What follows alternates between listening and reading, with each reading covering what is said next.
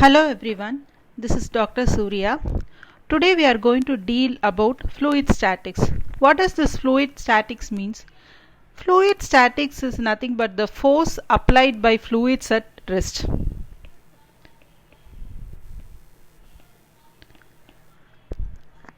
Whether the force applied by fluids at rest are in rigid body motion. So actually what happens is that in both the cases, that is whether the fluid is at rest or in rigid body motion, there will not be any shearing forces. So no shearing forces will be acting upon, or shearing stresses will be acting upon in the fluid. So the force that develop on the surface of the particle will be mainly of pressure. The fluid property the responsible for those forces is called pressure, and our main aim is to investigate these pressure and how it varies throughout the fluid and what will be the effect of pressure. So this is what we are going to deal about in this chapter. What is pressure actually? Pressure is defined as a normal force that is exerted by a fluid per unit area. So in simple I can tell that pressure is equal to force per unit area or force per area. And generally we denote pressure by Pascal. So 1 Pascal is equal to force is Newton and area we denote it as meter square. So 1 Pascal will be equal to 1 Newton per meter square. And 1 kilopascal is equal to 10 power 3 Pascal, and 1 megapascal will be equal to 10 power 6 Pascal. So these are the things you have to keep in mind. And other pressure units will be bar. 1 bar will be equal to 10 power 5 Pascal, so which will be equal to 100 kilopascal. So 1 bar will be equal to 100 kilopascal or 10 power 5 Pascal. Now we are going to see about Pascal's law. What does Pascal's law state? It tells that the pressure or intensity of pressure at a point in a static fluid is equal in all directions. So we are going to derive this Pascal's law. Before going into it, I just want to mention about where you can see the day-to-day applications of Pascal's law. I can quote some few examples. The first example can be your hydraulic jacks, or we call it as jockey. What does that mean? It is used to lift the heavy load, such as when changing a car tire.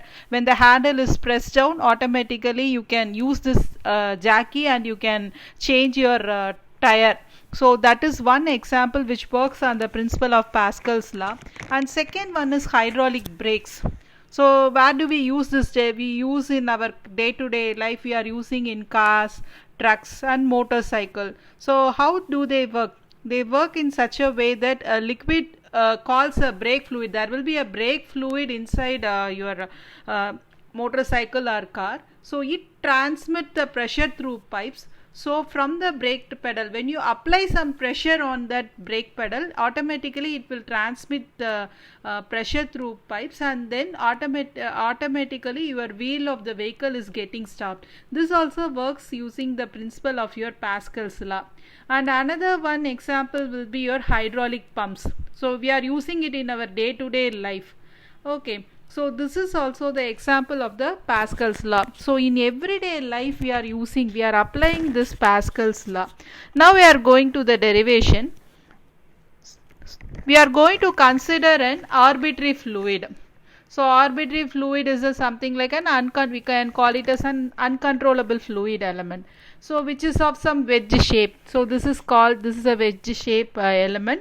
And we are imagining that it is the fluid mass at rest, and this fluid element will be the A, B, C. This is going to be the fluid element, and it is having the side as AB, AC and BC, and we are going to call the sides to be dx, dy and ds, and we are imagining that with this going to be unit, with this going to be 1. And Let Px, Py and Pz be the pressure intensities which is acting on the surface.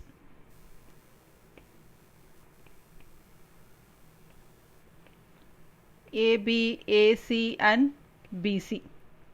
Okay. So the whole liquid system, you can see this is the entire liquid system. So we are denoting that here. Okay. Now, what will be the forces that will be acting on the fluid? Generally there will be two forces that will be acting. One will be my pressure forces. Since because the fluid is rest, I already mentioned that we are going to consider the pressure forces. So first one will be the pressure forces and second force will be the weight of element.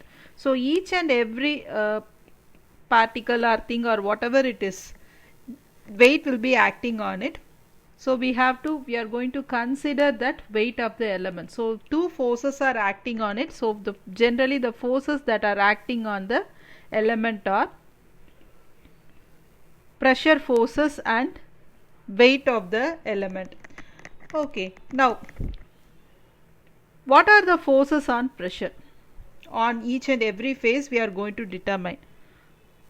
First one is forces on the phase AB. So this is my AB. So I am going to consider this force alone and I am going to determine what will be the force. So what's the formula for force? It's very simple. Stress is equal to force by area. Force is equal to stress into area. And firstly I have mentioned that there will be no shearing stress will be acting upon, only pressure will be acting upon. So instead of stress I am putting force will be equal to pressure into area, since because we are taking on the face AB. So area of the face AB. Force on face AB is equal to, so what is the pressure that is acting here, which is Px, and what is the area of the face AB, which is dy into 1. So take only this area AB alone. Okay, so AB alone I am taking, unit width I have mentioned, and that side is dy, so dy into 1. Similarly, force on face AC will be Py into dx into 1, and force on face BC will be Pz into ds into 1. So we have determined all our forces. So next thing what we are going to determine is weight of element. Weight of element. So how we can calculate the weight of the element? Again we are using a simple formula what we have learnt earlier. Specific weight will be equal to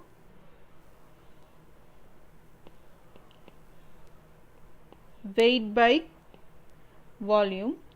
So weight will be equal to specific weight into volume. So weight is equal to, instead of specific weight I can substitute rho g. So this also we have seen earlier, rho g into volume. So rho being the density of fluid, g is the acceleration due to gravity, and volume. Okay, now we are going to calculate the volume. So how we can calculate the volume? Area into width. In simple I can say area into depth or area into width, whatever may be. So here the fluid element we are imagine is in a triangle shape. So the area of triangle will be half BH. So half into, here I am taking two faces, AB into AC into 1. Okay, so weight of element will be equal to rho g into AB into AC by 2 into 1. So we have determined the weight and we have determined the forces. Now what we are going to do is we are going to resolve the forces. Resolving the forces in x direction. So you might have learned these things in your engineering mechanics. So we are going to resolve the forces in the x direction. So take the figure. So x direction, generally how we will be assuming it as the forces which is moving towards your right hand direction will be positive, and forces moving in the opposite direction will be negative. So we have to keep in mind of the sign conversion. So what are the forces that is moving in the x direction and y direction? We are going to take that as well as, and forces which is moving upward direction is positive and downward direction is going to be the negative one. Before resolving, I just want to find, I'll take this as D, I just want to find what is this CD, because we are going to resolve the forces in x direction. So this is in one angle. So only if I know the horizontal angle, it will be very easy for me to solve, because generally if the force is acting in the inclined direction, we have to resolve it into two components, that is in terms of sine theta and cos theta, that is one vertical component and one horizontal component will be there. So first I am going to resolve its horizontal component first. So what I have done is I have drawn that small part alone here. So you can see that this is theta, then this is 90 degree. So generally my sine theta will be opposite side by hypotenuse. So here opposite side is BD by AB. So here BD is equal to, sorry, sine theta. So it is only I am taking this part alone. So which is BC by AB. So BC will be equal to AB sine theta, and sine 90 will be equal to BD by AB. So sine 90, I am splitting this BD as BC plus CD. So BC plus CD by AB, and I am bringing this AB to the other side. So which is AB sine 90, and instead of BC I am substituting AB sine theta plus CD. So CD will be equal to AB into sine of 90 minus theta. So this CD, AB and all just simply side. So I am just keeping taking this AB to be 1. Then in simple I can say that when I resolve, I will be getting this part as sine of 90 degree minus theta, and this is my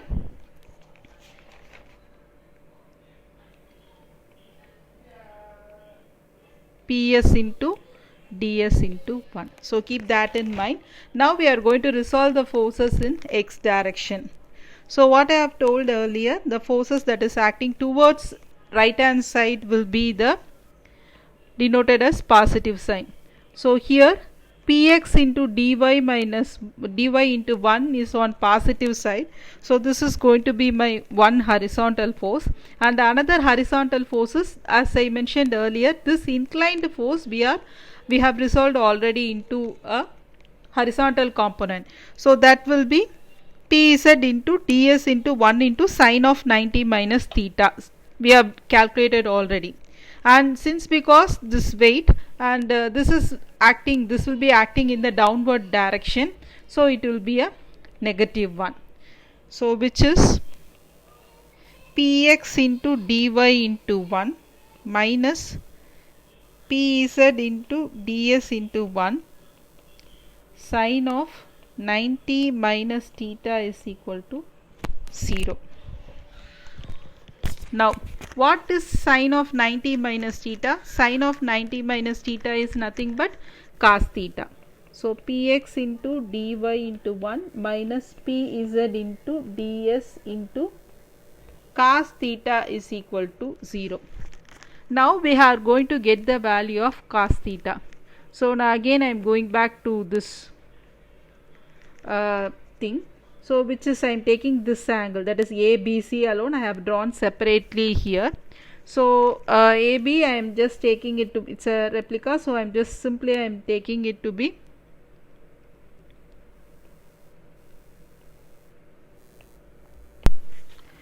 so now, so we can mention here, so horizontal component will be dx, vertical component is dy, and hypotenuse will be ds. So what will be my cos theta here? Cos theta is adjacent by hypotenuse, so which is cos theta is equal to dy by ds. So dy is equal to ds cos theta. So I can simply substitute here, which is instead of ds cos theta I can substitute dy. So px into dy into 1 minus of pz into dy is equal to 0. So px into dy is equal to pz into dy. Dy and dy can get cancelled. So pressure at x direction will be equal to pressure in z direction.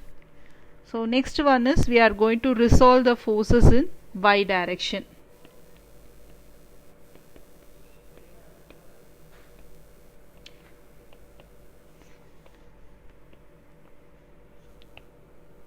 Similar way we are going to resolve, which is forces in the moving in the right hand side will be positive, and forces moving in the upward direction will also be positive, and forces in the downward direction will be negative, and forces moving towards left hand side will be a negative one.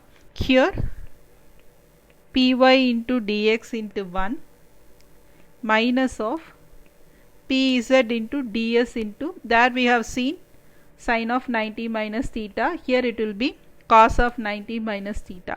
Another one thing we are going to include will be our weight of element, which we have been calculated already, which is half into AB into AC into rho g. So we have calculated this already. So py into dx into 1 minus pz into, the same thing we are going to apply here. So in cos of 90 minus theta will be going to be my sin theta. So ds cos of 90 minus cos of 90 minus theta will be my sin theta, minus of half into AB will be my dx, BAC will be my dy into rho g is equal to 0. And similarly, as we have found for cos theta, here also my ds sin theta will be equal to dx. So you can refer back to the diagram, the same way sin theta is equal to opposite side by hypotenuse. So you can go back to the diagram and check how it comes. So here py into dx minus pz into dx is equal to half of minus dx into dy into rho g is equal to 0. Since we have considered this as a wedge of an element, as a wedge shape we have considered, that is a very tiny piece, we are going to neglect the weight, since it is going to be the wedge. So neglecting the weight, so py into dx minus pz into dx is equal to 0. So py dx is equal to pz dx. So dx and dx will get cancelled. So py is equal to pz. So already we have found px is equal to py. So now py is equal to px is equal to py is equal to pz. So this is going to be my Pascal law. So it means the pressure at any point in x, y and in z directions are going to be the equal. And the choice of fluid element was completely arbitrary, which means that the pressure at any point will be same in all directions. So hence the Pascal law states that the pressure or intensity of pressure at a point in a static fluid will be equal in all directions. Thank you. Happy learning.